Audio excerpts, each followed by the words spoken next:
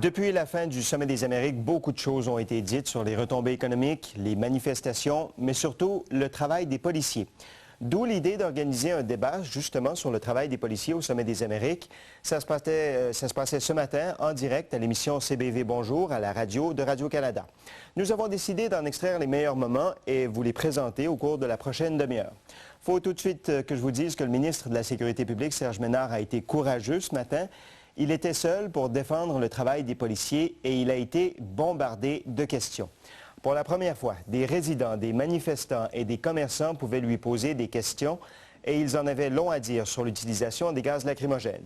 C'est justement sur cet aspect que le débat s'est amorcé. Il faut dire qu'hier, le groupe d'observateurs nommé par M. Ménard a rendu public un rapport dans lequel il juge abusive l'utilisation des gaz et non nécessaire l'utilisation des balles de plastique. Nous amorçons donc le débat avec une résidente du Vieux-Québec. Nous, les résidents, du moins du Vieux-Québec, on a rencontré beaucoup de forces policières, beaucoup de gens de l'organisation avant de la rencontre. Il y avait des engagements.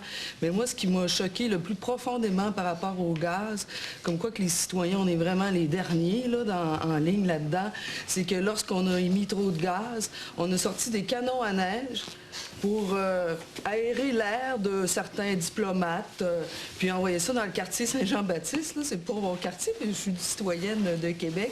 Et ça, je trouve que, je ne sais pas qui a pris cette décision-là, mais je trouve ça inadmissible. On est des êtres humains. On n'est peut-être pas des diplomates, mais je pense qu'on a le droit de respirer de l'air comme tout le monde. Donc moi, c'est ce que je voulais ajouter là-dessus. Monsieur Brun, est-ce que vous êtes en mesure de dire clairement que pour vous, ce sont des armes qu'on ne devrait pas utiliser dans des situations semblables? On n'est pas en mesure, là, et je parle au nom de notre groupe, d'affirmer cela. Notre affirmation est faite en fonction des circonstances qu'on a observées. Et donc, ça veut dire que l'utilisation de ces armes, ces balles de caoutchouc et de plastique devrait être réservée à des situations de grande nécessité, d'absolue nécessité.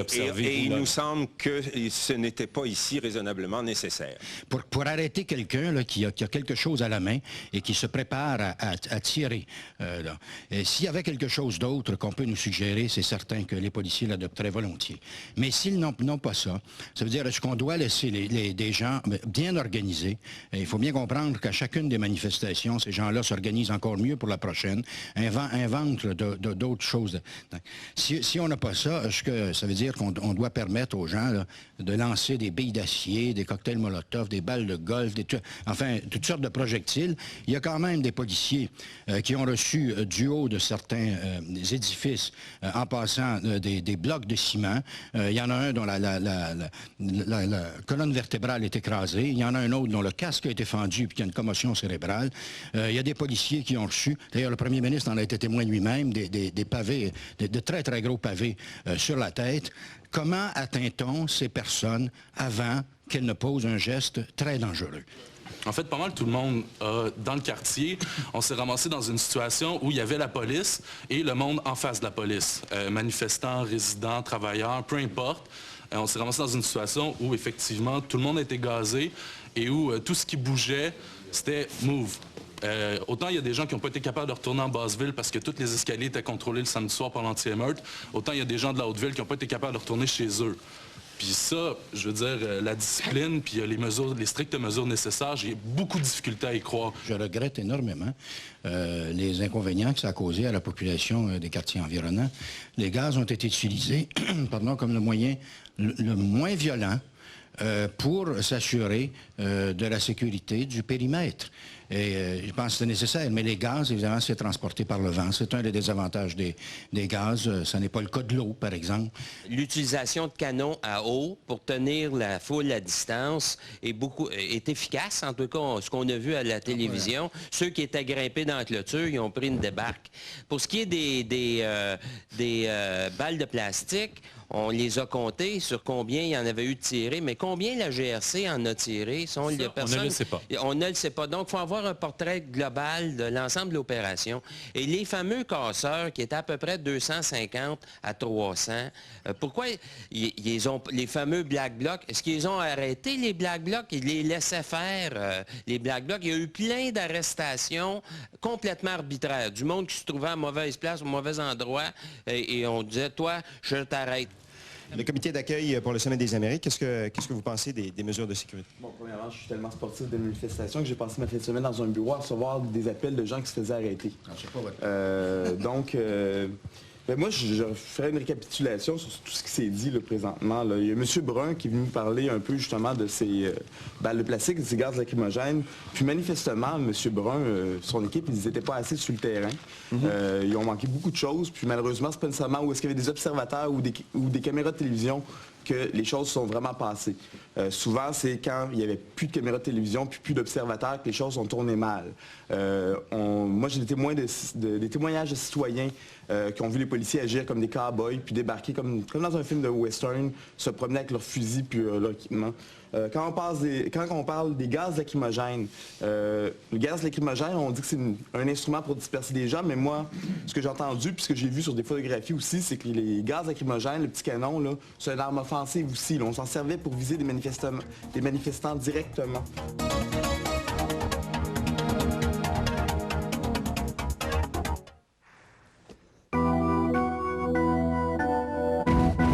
La vente Arena Napper vous offre à l'Arena de Sainte-Marie des rabais jusqu'à 70 % ou 3 ans pour payer sur toute la marchandise. La vente Arena Napper à 20 minutes des ponts.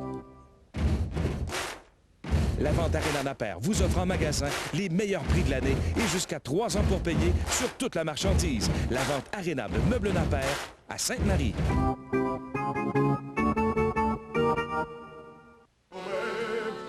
Connaissez-vous le phénomène de la Dolce Vita au parmesan? C'est l'amour avec lequel Luigi prépare lui-même son fameux jambon et apprête son saumon fumé. Le goût unique de ses spécialités et de ses pâtes exclusives, couru des personnalités et acclamé par les médias du monde entier. C'est Roberto et Benito qui créent pour vous cette ambiance de fête, d'allégresse et de romantisme. C'est aussi son service chaleureux et amical. Au parmesan, tous les soirs, c'est la Dolce Vita.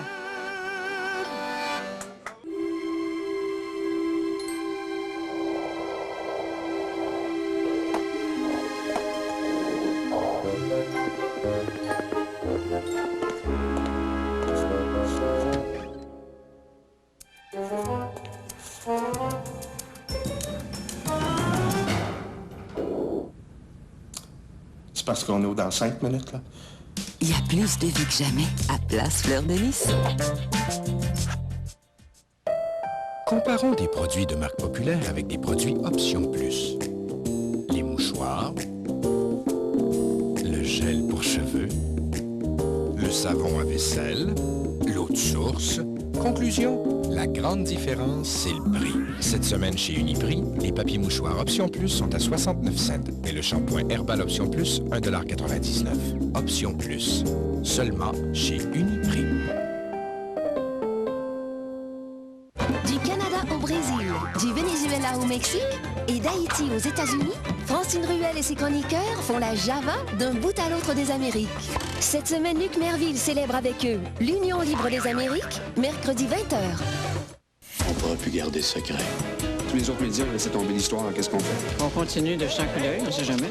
J'ai plus de sucre. Faut juste le cul puis un coke d'envie. Réseau, mercredi 21h. C'est M. Weinstein derrière qui a un exemple de gaz lacrymogène. Donc, si on soit ça en plein front, ça peut faire mal. Je veux dire, on parle quand même de pièces métalliques assez grosses, puis que ça peut vraiment blesser. Puis carrément, c'est écrit sur les capsules de ne pas tirer directement sur les gens parce que ça peut causer des lésions graves ou la mort. Ça, c'est clairement identifié, puis les policiers doivent savoir ça. Sauf que les policiers l'ont utilisé en tant qu'arme offensive.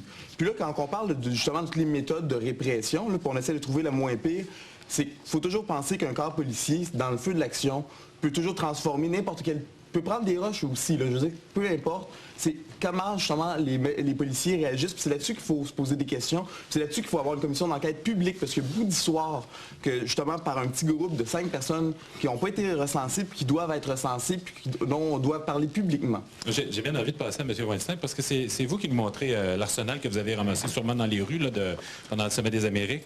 Expliquez-nous. Oui, je suis dans l'équipe médicale. Et dans les médias, c'est une canette de gaz lacrymogène, mais en réalité, c'est une canette de poison. Ça, c'est interdit dans plus de 70 pays. C'est interdit par plusieurs forces policières parce que c'est un poison. Ça cause le cancer, la mutagène. Et la chose qui... c'est très mal, il y a beaucoup de gens dans le Québec qui hébergent dans une vague, un nuage d'un poison. Nous avons vu les polices qui ont lancé plusieurs des canettes entre les hébergements pour les personnes âgées sur rue René-Lévesque. Maintenant, dans notre recherche, on rencontre beaucoup de personnes qui ont des problèmes pulmonaires avec les OEDM. Vous travaillez dans le comité santé de quelle organisation? Je suis un bénévole avec les secouristes dans la rue. Je suis une infirmier avec la clinique communautaire Pointe-Saint-Charles. Vous étiez là au Sommet des Amériques pour venir en aide aux manifestants. Vous dites que ces choses-là sont cancérigènes, c'est ce que vous me dites? Oui. Ça pose des problèmes sérieux pour la santé? Oui. C'est interdit dans 70 pays. Oui, c'est important. Docteur Fréchette, vous étiez le responsable médical pour le Sommet des Amériques. Est-ce que c'est exact ce qu'on dit là? Parce qu'il y en a eu, dit-on, 5000 cartouches qui nous ont été tirées dessus pendant le Sommet des Amériques? Oui, tout à fait. On avait des relations continuelles avec le département de santé publique de Québec et le Centre antipoison du Québec. Et la littérature est muette là-dessus. Il n'y a aucune étude scientifique qui a démontré un effet à long terme de ce produit-là, ni chez l'humain, ni chez l'animal, ni chez le végétal. Alors, c'est considéré strictement comme un irritant hydrosoluble qui se disperse dans la nature sans aucun effet permanent. Docteur Fréchette, comment expliquer? Si on croit à ce qu'on entend là, c'est que ce serait interdit dans plusieurs pays, une bonne dizaine de pays, 60-70 pays. Comment on expliquerait ça? Il faudrait voir pour quelles raisons ces pays-là interdisent ces armes-là. Il peut y avoir des raisons biologiques, il peut y avoir des raisons médicales. Vous voulez dire que si je passe une fin de semaine complète dans un boucan comme ça, comme ça a été vu, là, je pense entre autres Clairefontaine puis René Lévesque, là, tu passes une fin de semaine complète dans un nuage comme ça, il n'y a aucun problème. Si vous passez vous-même une fin de semaine complète dans un gros nuage, vous ne passerez pas à travers votre fin de semaine. Vous allez être tellement irrité que vous allez probablement mourir suffoqué sur place. Quelqu'un qui a passé... À cause de l'irritation permanente que vous allez subir. Quelqu'un qui a passé la fin de semaine dans le nuage, justement, c'est M. Boutet, je pense? C'est ça. Je m'appelle Louis Boutet, je suis résident dans le quartier Saint-Jean-Baptiste. Le CS, ça libère des ions cyanure, ça s'attaque à l'acétylcholinestérase, ça attaque l'ADN, ça empoisonne parce que le cyanure, ça a toujours été connu comme un poison. Vous en avez envoyé 50 kilos, vous ne nous avez pas avertis. Vous n'avez pas averti le centre antipoison que moi, j'étais très malade, puis j'ai communiqué avec eux autres, puis ils ne savaient rien. C'est quoi ça? Où c'est que ça commence, la négligence criminelle, dans un cas comme ça? M. Boutet, les citoyens du quartier ont tous dit qu'ils auraient aimé effectivement avoir des avertissements. M. Ménard a dit qu'on ne pensait pas en utiliser tant. Mais effectivement, j'ai fait là, pendant 4 jours, beaucoup de travail avec eux sur le terrain. Je suis allé voir, j'ai fait du porte-à-porte, je leur ai parlé. Donc, mais je ne peux pas dire que j'ai une étude exhaustive des citoyens et citoyennes du quartier. Ils n'ont pas aimé être gazés puis ils ne veulent pas répéter une telle expérience. Toutefois, je vous jure là, 99% des gens à qui j'ai parlé sont d'une maturité politique telle qu'ils disent, c'est vraiment généralisé là, c'est pas tous, mais c'est généralisé, j'aime mieux avoir été gazé, sauf des effets comme pour Louis par exemple, que je connais, qui a des effets personnels et ça c'est grave pour lui, mais ils disent j'aime mieux vivre là-dedans pendant 2 jours que de voir des jeunes se faire matraquer. J'aimerais peut-être juste entendre la Ville de Québec là-dessus, Mme Cloutier. Bon, M. Ménard nous a dit qu'il ne savait pas au départ qu'ils allaient utiliser autant de gaz lacrymogène, mais est-ce que vous avez un certain regret de ne pas avoir averti peut-être les gens que ça pourrait être ça? je ne parlerai pas au nom de la ville. Je vais d'abord parler comme j'aurais pu être dans le groupe des Ans ou des Hantes. Je suis une résidente de Saint-Jean-Baptiste. Je suis la conseillère municipale de ce quartier qui a été effectivement arrosé d'une extrémité à l'autre. Mais moi, j'ai appris sinon à me protéger, à atténuer les effets par un article que j'avais lu dans Le Soleil et par le message qui était destiné aux manifestants. Que faire en cas de gaz ou autre problème? Vous connaissez le nom depuis plus de 40 ans. Et pourtant, que de surprises, que de qualité. Vous savez que le nom de Boiteau est synonyme de luminaire, mais n'avez jamais osé voir au-delà. Et pourtant, que de surprises, que de choix pour tous les budgets. C'est clair, c'est beau, c'est Boiteau luminaire. On aime beaucoup avoir des gens, de la visite, des amis. Bien sûr que le jardin fait jaser beaucoup. L'après-midi, c'est pour la lunch, des fois en soirée. Walmart, ça a été une découverte pour nous. Puis on s'est aperçu qu'il y avait pas mal d'idées intéressantes de décoration de jardin, pas juste des fleurs, des plantes. Des fois, tu pars avec une idée, puis tu te retrouves avec quelque chose de complètement différent. On trouve un objet, puis de l'objet, le décor se dessine autour, puis on trouve d'autres objets qui se marient bien avec. Puis... Ça a cliqué, ça a fait vraiment comme... Chez Walmart, il y a toujours une couleur qui ressort, un projet qui germe. Ah, il y a maintenant les nouveaux plats de Michelin. Comme au restaurant, il y en a toute une variété. Michelin sait préparer des bonnes petites recettes. Ah, restaurant. Ma chère, on garantit de la bonne cuisine pour pas cher. Goûte-moi, Michelin, tu m'en donneras des nouvelles. Des petits plats comme ça, tous les soirs, moi, je peux t'en faire. Ah, restaurant. J'aime donc ça quand tu me parles comme ça. On coupe les complets, plus étroits ou plus larges, selon les pays. Chez Moores, on coupe nos complets comme nos clients d'ici les hommes. Ensuite, nos tailleurs font les dernières retouches. Les pays ne sont pas tous pareils. Les hommes non plus. Chez Moores, des retouches d'habits peuvent être faites à l'intérieur de 24 heures sur demande. Bonne coupe, bon prix, bonne réputation. Moores. Il y en a un qu'on n'a pas entendu, qui a goûté aussi, c'est Martin Courcy. Monsieur Courcy. Bonjour. Bonjour. Vous, à venir jusqu'ici, qu'est-ce que vous dites de tout ça? De la discussion qu'on a ici ce matin? Oui. C'est pas facile d'évaluer le comportement policier ou la stratégie policière ou les interventions policières globalement. On peut le faire globalement en se montrant satisfait de ce qui est arrivé, puisqu'il n'y a pas eu plus de cases que ça, il n'y a pas eu plus de blessés que ça, il n'y a pas... Donc, on peut se montrer satisfait. C'est certain qu'au niveau de certaines interventions, elles auraient pu être un peu plus nuancées. Il y a des interventions, effectivement, qui ont été inutiles, mais ça, en faisant une analyse pointue, on peut arriver à identifier tout ce genre de situation-là.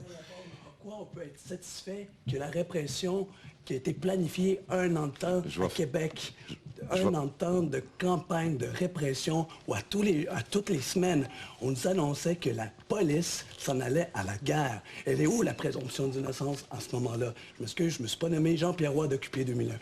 Elle est où la présomption d'innocence? La question est posée. On va laisser M. Courcy.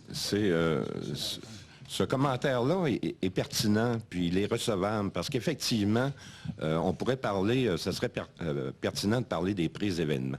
Qu'est-ce qui s'est passé psychologiquement là, avant l'événement, si on n'a pas entraîné ce qu'on redoutait le plus? Ça, c'est une discussion qui mériterait de se faire. Mais par ailleurs, en ce qui concerne le travail policier, il y a une nuance entre se dire satisfait puis féliciter les policiers. Moi, actuellement, je ne suis pas porté à les féliciter. On ne félicite pas la police quand la police est obligée d'utiliser la violence pour réprimer des personnes. Effectivement, ce n'est pas quelque chose dont on doit s'honorer. On peut cependant dire, oui, on fait un travail qui était discipliné, qui était calme, qui était nécessaire. Dans une manifestation non violente sur la rue Saint-Jean qui a failli dégénérer à cause de l'intervention des policiers. Est-ce que ça, c'est filmé? Exact. Il y a beaucoup de films qui ont été faits. J'espère que ces films-là vont devenir disponibles aux experts indépendants qui pourront analyser la situation puis, et donner des avis indépendants là-dessus. On peut peut-être poser la question à M. Je professionnalise des policiers avec répression propre, celle qu'on ne verra pas, que les observateurs ne verront pas, puis celle que les caméras ne voient pas. Est-ce que, M. Ménard, ces vidéos-là tournées par la police, entre autres, vont être disponibles ou révisées par des experts? Indépendant. Actuellement, on les a mis disponibles au commissaire à la déontologie policière de façon à pouvoir retracer. Et il y a une révision qui est faite? Oui. OK.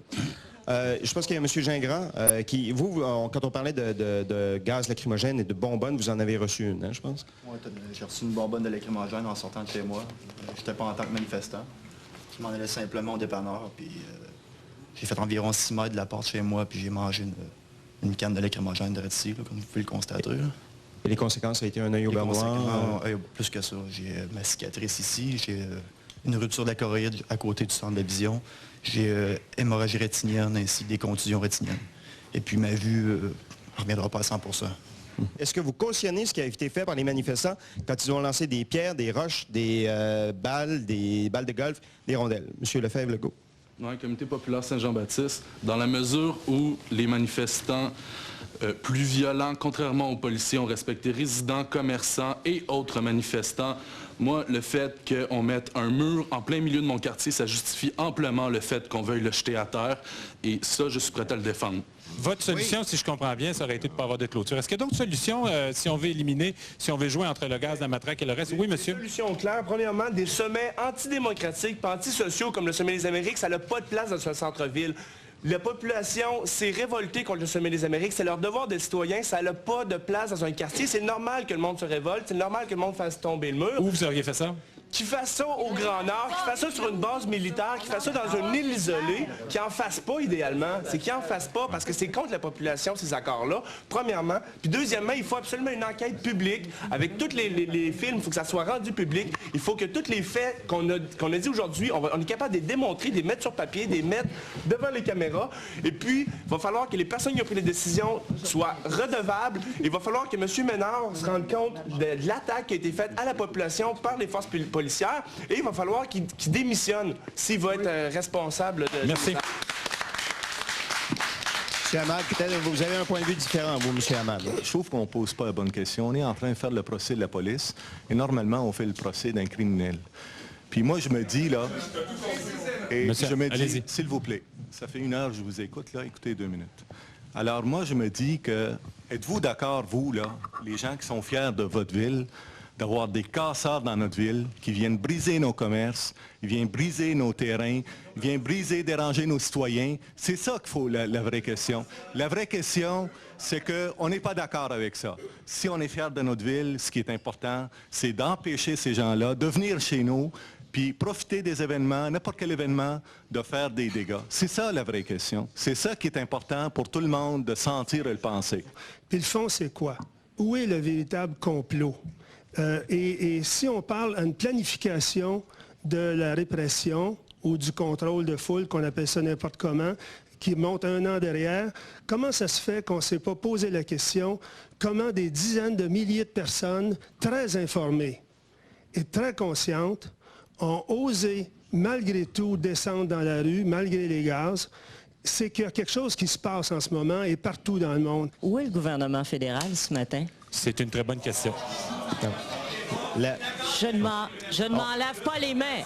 Je demande à Radio-Canada, ont-ils été invités? Ils ont été invités. Et ils ont refusé l'invitation, la GRC aussi. Oui, nous avons invité la GRC. Nous avons invité la SQ. La SQ nous a dit que M. Ménard était là. Et dans le cas de la GRC, on nous a dit tout simplement non. OK, M. Ménard, oui ou non, est-ce qu'il y aura une enquête? Sur le travail des policiers, y aura-t-il une enquête indépendante? Les enquêtes, là, moi, je ne veux pas reporter la question. Les enquêtes, n'est-ce pas, arrivent toujours, les résultats des enquêtes arrivent toujours quand le gouvernement a changé ou quoi que ce soit. C'est le moyen le plus long, c'est le moyen le plus lourd. Il ne faut pas être trop vite sur la... C'est l'arme ultime d'un gouvernement, l'enquête publique. Alors, si on approche d'être trop vite sur la gâchette, il ne faut pas être trop vite sur la gâchette, ça aussi. Vous y réfléchissez. Pardon? Moi, je n'écarte rien, mais je veux des moyens plus efficaces de trouver des solutions et d'avoir une vision critique sur ce qui se passe. C'est tout le temps qu'on avait... Je sais, de toute façon, M. Ménard... Voilà, alors ça se passait ce matin en direct sur les ondes de CBV à la radio de Radio-Canada et vous en avez vu des extraits donc de ce débat-là. Monsieur Ménard a dit que pour l'instant, il n'était pas question d'une enquête publique, quoique c'était dans l'éventail des possibilités. Aussi, ceux qui ont des plaintes à faire concernant le travail des policiers, Monsieur Ménard les a invités à faire une plainte en bonne et due forme au commissaire à la déontologie policière.